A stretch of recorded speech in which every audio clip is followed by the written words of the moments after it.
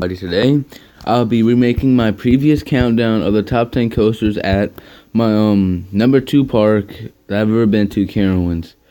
Because the video is like old and outdated, and my opinion has changed drastically. Okay, so I know there are 13 coasters at Carowinds, but I only had the chance to ride 12 of them. The one I didn't ride yet is Lucy's Krabby Cabby, because you have to have like a kid to ride with you, and like, you know, I don't go to amusement parks with kids usually. I'm actually at all. But I don't have the Lucy's Krabby credit. Okay, so let's just get started. Number 12. Okay, the number 12 is Flying X-Ray Taste. Now, as I previously stated in my worst roller coaster video, this roller coaster does nothing. I know it's just a kiddie coaster, but like, it's like very rough and headbanging. And this was not just a really good experience. I don't know what it was like when it first opened, or like what the other ones are like, but the one at Carowinds is like really rough and does nothing. Plus the layout's very bad too. Number 11. Now this is actually a pretty good kiddie coaster, one of the best ones actually that I've ridden, because this actually has some pretty good airtime, even though it is pretty rough. It's actually really, I think it is the oldest wooden coaster at the park. But yeah, it's pretty rough, but it has some good airtime. It's a pretty long ride too. Definitely a lot better than number 12. And number 10 is Ricochet. This is a pretty good kiddie / family coaster. It's a good like coaster to get you in a ride and roller coaster. You know, so Wild Mouse has a lot of these. They're cloned all over the place, just like another roller coaster coming up. In a little bit. But yeah, this is a fun ride. Some good laterals. Some good drops too. But this ride is very rough and bumpy. So yeah, it's a pretty good ride. I think 10 suits it. So let's move on. Number 9 is Carolina Go Rush. They're probably the best Montana I've ever been on, but that could be because bias sakes. And I had some like pretty good experiences on it too. Like yeah, I like rode this back in 2014 with like my family and stuff, and I had some good experiences on it. So yeah, this is a roller coaster I definitely have ridden like a lot. I would say it's probably some roller coasters on the list coming up, but like I rode Thunder Road. Also, this and Thunder Road and this is probably the most iconic roller coasters at the park for me, because I rode this at Thunder Road back when I was a kid. I used to ride Carolina Go Rush and Thunder Road like a lot when I was like a kid and stuff. And I had like a lot of memories on this roller coaster and stuff. So that's just probably why I think it's like the best mine train.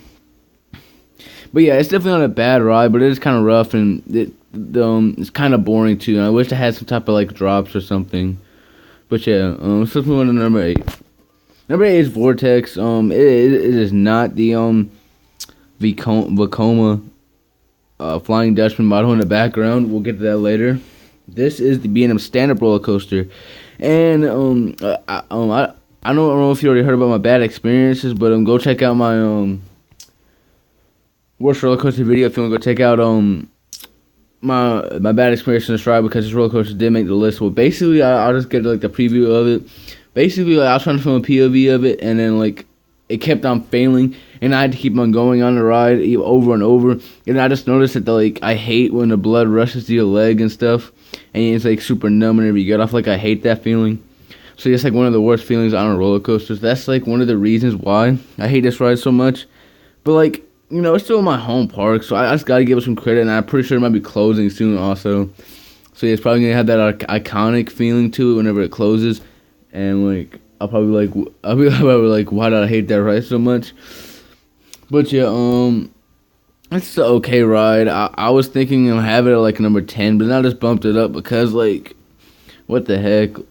It's like it's not gonna be around for much longer, and it's actually a pretty good ride once you get past the feeling.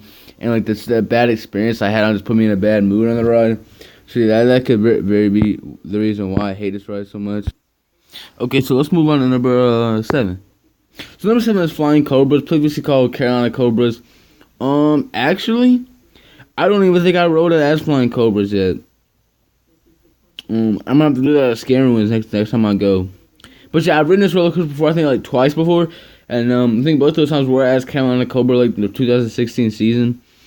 But yeah, this ride's pretty good. It has some like good force to it. I'd say it's probably more forceful than a Vertigo. Like more intense. But it's a pretty good ride, pretty good inverted roller coaster. It has some pretty good inversions too. The Cobra Roll is pretty cool. But definitely the best thing about the ride is that you like go backwards and forwards, and that's really cool. They used to have like a similar ride actually in this place called White Lightning, I think it was. Something like that. It was like a Schwarzkopf like shuttle loop, like similar to one in Osprey Farm. Mozuma's Revenge. But yeah, so yeah, this is a very good ride. Not a very, actually, this is a pretty good ride. I actually haven't rode it as Flying Cobras. I really need to do that. So yeah, this is basically Carolina Cobra, not Flying Cobras. But yeah, I don't think they like retracted. I think they just repainted it, so it's probably not gonna be any better. I think they still have the same restraints on and everything. So yeah, I really think it's gonna be a better ride. It's probably gonna stay number 7. But so yeah, oh yeah, this is the ride that clone all over the place like wild mouses. Carowinds has a couple clone coasters. Sure, let's move on to number 6. Number 6 is Carolina Cyclone. This is probably one of the other iconic roller coasters at the park. This thing came all the way back in 1980. Definitely one of the oldest at the park. I think it's the oldest steel coaster at the park. I think their kiddie coaster like might be a little bit. Might be older. I'm not sure. But yeah, oh no, wait. Yeah, no, steel coaster. Yeah. My bad. I was thinking of like Woodstock Express is a steel coaster. I know they opened with the park, but like Woodstock Express is a wooden. But yeah, Carolina Cyclone is a good ride. It has for some very good inversions. I think it's 4 inversions. It was the first ever roller coaster to go upside down 4 times, which is pretty cool. It has like a pretty good drop. The inversions are pretty good, like I said. Definitely, I think the best are probably the corkscrews, and then also the 2 vertical loops are pretty forceful. And it's a pretty long ride. Well, actually, no, it's kind of a shorter ride, but I think it suits 6, and it's pretty iconic ride at Carowinds. Number 5, I think is Hurler. Now this is like the really only big water coaster at the park. Now, this is, I think, like an older shot of it, like in I think the late 90s. They had that really iconic speed limit, 37.5 sign. I always see that whenever I go to this area of the park. But yeah, this ride being the only water coaster at the park, I think it really bumps it up because there's really no other competition. So it is like, I guess, kind of bumps it up to number 5. If Thunder Road was still be the park, it would be better than this roller coaster. I think Thunder Road is actually maybe better than Afterburn.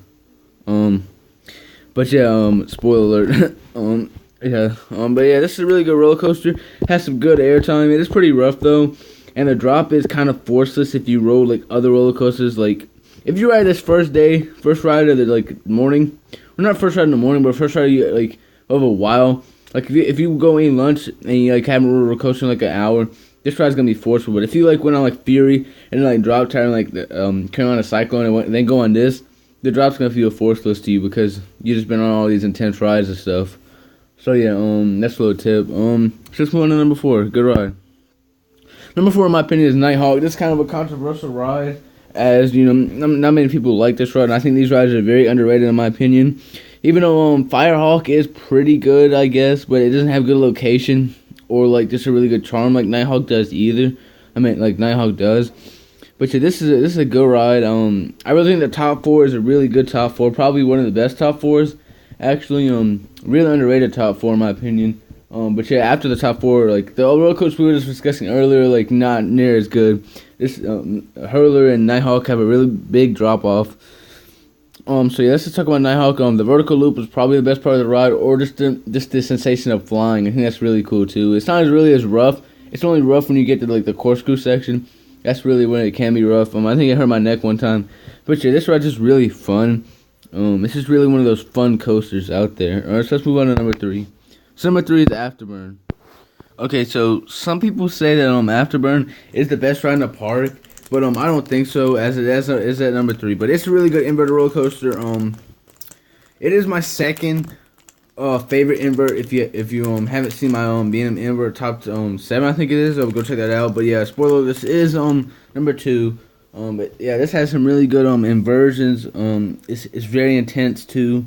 Transits are pretty good. It's like very like good pace too, like back to back elements. There's no dual rides.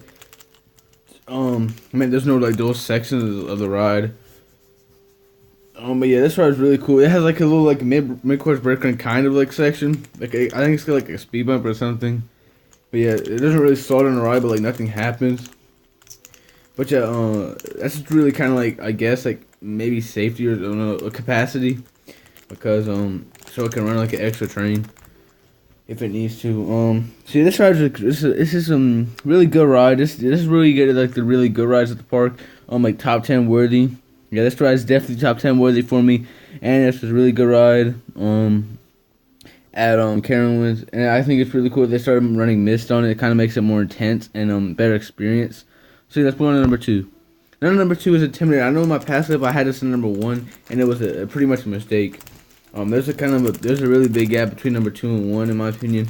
Which yeah, this ride is like a really good ride. My first ride was kind of legendary on it. It was the first roller coaster over 200 feet I went on.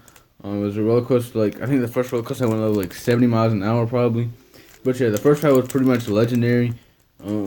Like yeah, I think I like grayed out, and like I really didn't know how to like ride roller coasters good at all. I thought I was gonna die and stuff, but then I noticed it was like really fun and stuff. So I think I rode like 7 times in a row. Like waiting like 20-minute lines each because I just loved this roller coaster when I first rode it. But like a year later. Like over a year later now, I kind of was overrating it, but this is still a very good ride. I think it's in my top 5 roller coasters. After like riding over 70 roller coasters, it's still in my top 5, which is really good. This is a really good roller coaster. It gives the drop's really cool. It's like an over 200-foot drop, which is always awesome. It's like forceful. It gives some really good airtime, lots of airtime moments, and there's not really a dull moment on this ride. It's a good job B&M. Now. Let's get to the moment everybody's been waiting for. I'm pretty sure everyone knows watching this video what number 1 is, but number 1 is the Legendary Fury 325, my number 1 roller coaster. Now this roller coaster is legit amazing. The drop is probably the best thing I experienced on a roller coaster. And the rest of the ride isn't short off the drop either, because the Trepograph and High Dive are amazing. The ending is really cool whenever you go to that like the first big airtime hill, then you hit like a helix and you go through like a near miss element and you hit like 2 more airtime hills. That's really cool, right? It kind of mixes a little bit of Intimidator in there too with the airtime.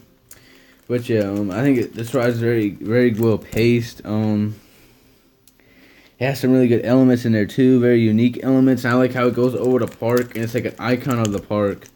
Kind of when Thunder Road opened, it was like the icon of the park where it goes to like Thunder Road was like, whenever it was like open, it was like its catchphrase was like it goes through both states and stuff. Well, this kind of like honors it too, as the only roller coaster park going through both states as well.